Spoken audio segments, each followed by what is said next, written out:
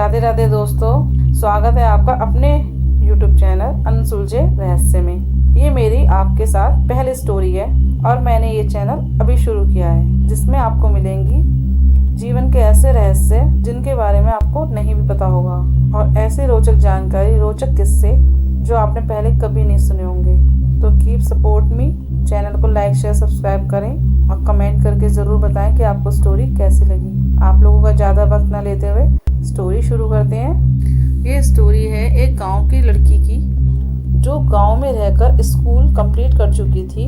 अब उसे जाना था कॉलेज, लेकिन कॉलेज जाने के लिए गांव से बाहर जाना पड़ता, जिसके लिए उसके माँ बाप उसको परमिशन नहीं दे रहे थे, क्योंकि वो अपने माँ बाप की एक अकेली संतान थी और उसके माँ बाप उसको बहुत प्यार करते थे। इस बच्ची का नाम था राधिका, जो इसके माँ बाप इसको घर में कहकर बुलाते थे, लेकिन बाहर के लोगों के लिए इसका नाम था अनन्या। घर में माँ बाप इसे राधिका ही बोलते थे, क्योंकि इसका जन्म राधा जन्माष्टमी वो हुआ था। जिस दिन राधा जी का जन्म हुआ था उस दिन इसका जन्म हुआ था, इसलिए इसको राधिका कहकर बुलाते थे प्यार से इसके माँ बाप। अब इसके मम्मा पापा को, जिनका नाम था सुरेश और दामिनी, ये चिंता सताने लगी कि बच्ची को आगे कैसे पढ़ाया जाए, जिसके लिए उन्होंने एक निर्णय लिया, क्यों ना हम भी इसके साथ शहर जाकर रहें। हालांकि ये लोग इतने पैसे वाले नहीं थे, नॉर्मल साधारण लोग थे, लेकिन वो अपनी बेटी को इतना प्यार करते थे, उसके लिए वो कुछ भी कर सकते थे। इसलिए वो गांव छोड़ने पर सोच विचार करने लगे, जिसका निर्णय ये हुआ कि हम जब तक बच्ची की पढ़ाई है तब तक जाकर शहर में रहेंगे और जब इसकी पढ़ाई पूरी हो जाएगी तब हम वापस गांव आ जाएंगे। रविवार की सुबह सबने अपना जो ज़रूरत का सामान था वो पैक किया और चल दिए शहर की तरफ। अनन्या के आंखों में बहुत सपने थे और बहुत खुश भी थी वो कि गांव से निकलकर अब वो शहर में पढ़ेगी। हालांकि वो बहुत होशियार थी, लेकिन मन में उसके कहीं ना कहीं कुछ डर था कि पता नहीं शहर के लोग कैसे होंगे, वो शहर में कॉलेज में पढ़ भी पाएगी, वहाँ के माहौल में ढल भी पाएगी या नहीं। इसी विचार में वे कब शहर पहुँच गए उन्हें पता ही नहीं चला। ना किसी से जानकारी, ना कोई चित परिचित वहाँ पर उनका कोई रहता था, ना कोई सगा संबंधी, ना कोई रिश्तेदार। एकदम अनजाने शहर में जाकर कॉलेज में एडमिशन लेना और अपने लिए रहने का ठिकाना ढूंढना उनके लिए बहुत बड़ा टास्क था। लेकिन सबने एक दूसरे का हाथ थामा और चल दिए अपने सफ़र की ओर। बस से उतरने के बाद वो एक सबसे पहले चाय की टपरी होती है ना, जहाँ चाय कॉर्नर होते हैं, वहाँ आकर बैठे। तीनों ने अपने हाथ मुँह धोए और चाय पी और चाय वाले से ही थोड़ी सी जानकारी हासिल की कि यहाँ पर किराए का मकान कहाँ मिलेगा आसपास कम पैसों में, क्योंकि इतनी बचत नहीं थी उनकी कि जो वो वहाँ बहुत महंगा या अच्छा मकान ले सकें। फिर बिटिया को पढ़ाना भी था। उसके पापा ज़्यादा कुछ थोड़ी करते थे, खेती ही तो करते थे। खेती में इतना ज़्यादा उनके पास नहीं था, क्योंकि छोटा सा खेत था उनका। जो थोड़ी बहुत रकम बचा के रखी थी वो बेटी की पढ़ाई में काम आएगी। अब चाय वाले ने उनको 3 जगह का पता बताया और ढंग से समझाया।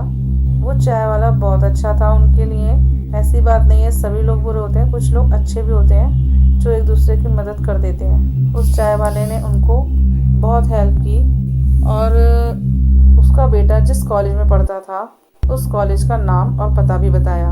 अब तीनों माँ बाप और बेटी बहुत खुश थे और वो घर देखने के लिए चले गए तीनों एक साथ। पहला घर देखा तो वो उनकी हैसियत में बहुत ज़्यादा था। आप मान लीजिए उन्हें 400 रुपये महीना मकान चाहिए था और वो 1200 था, फॉर एग्जांपल बता रही हूँ। तो फिर वो दूसरी जगह गए। दूसरी जगह उस शहर से काफ़ी दूर थी अंदर जाकर, इसलिए वो मकान भी उन्होंने लेना अस्वीकार कर दिया। अब वो तीसरी जगह गए। ये मकान तीसरी मंजिल पर था और मकान के नाम पर बस एक कमरा ही था। किराया इनके हिसाब से था जितना ये दे सकते थे, तो इन्होंने इस मकान को तुरंत ले लिया, क्योंकि इन्हें कुछ समय के लिए ही यहाँ रहना था, हमेशा के लिए नहीं। अब तीनों घर पर आए, आराम किया और खाने पीने की व्यवस्था की। बाजार जाके कुछ ज़रूरत के बर्तन और खाने पीना बनाने का सामान लेकर आए और उसकी माँ ने खाना बनाया। खाना बनाकर सबने खाया और थोड़ी देर के लिए आराम करने के लिए लेट गए। उनकी आँख कब लग गई उन्हें नहीं पता था, क्योंकि सफ़र के बहुत दूर के थके हुए थे वो। जब उनकी आँख खुली लगभग रात हो चुकी थी।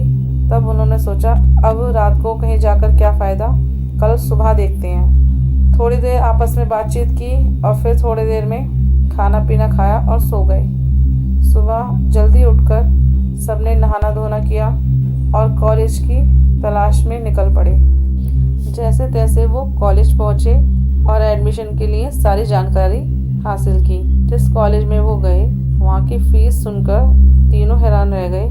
लेकिन ये सौभाग्य की बात थी कि अनन्या के नंबर बहुत अच्छे थे, जिसकी वजह से उसको स्कॉलरशिप ऑफ़र हो गई और उसका एडमिशन ईजीली हो गया, जिसमें उनकी मदद की थी जो उन्हें चाय वाला शुरू में मिला था उनके बेटे ने। ये लड़का और कोई नहीं, उस चाय वाले का बेटा ही था, जिसका नाम था समीर। उसने ही अनन्या का फॉर्म फिल किया और फॉर्म सबमिट भी कराया। फीस भी थोड़ी बहुत जो लगनी थी वो लगाई, मतलब अपने पास से नहीं दी इन लोगों ने ही है, लेकिन उसका इजीली काम करा दिया।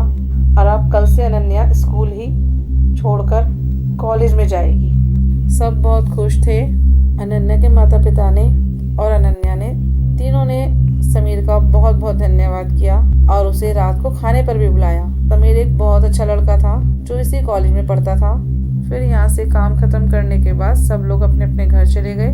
रात को समीर जब उनके घर पहुँचा खाने पर, तो अनन्या ने खाना समीर को परोसा और उससे कॉलेज के कोर्स को लेकर जानकारी दी कि उसको बुक्स वगैरह कहाँ से मिलेंगी। इस तरह की बातें नॉर्मल सी वो समीर से करने लगी। समीर ने उसको सारी जानकारी दी और बोल दिया कि कल वो आएगी तो उसको वो सब चीज़ प्रोवाइड करा देगा। सारी चीज़ें लाइब्रेरी से अवेलेबल हो जाएंगी उसको। लेकिन कल जब अनन्या स्कूल जाएगी, मतलब कॉलेज जाएगी, तो क्या उसके लिए सब कुछ आसान रहेगा? आने वाला कल अनन्या के लिए क्या चैलेंज लाने वाला है? किन किन मुसीबतों का सामना कल अनन्या को करना पड़ेगा कॉलेज जाकर? जानिए आने वाले एपिसोड में। चलिए दोस्तों, मिलते हैं नेक्स्ट एपिसोड में। राधे राधे, बाय।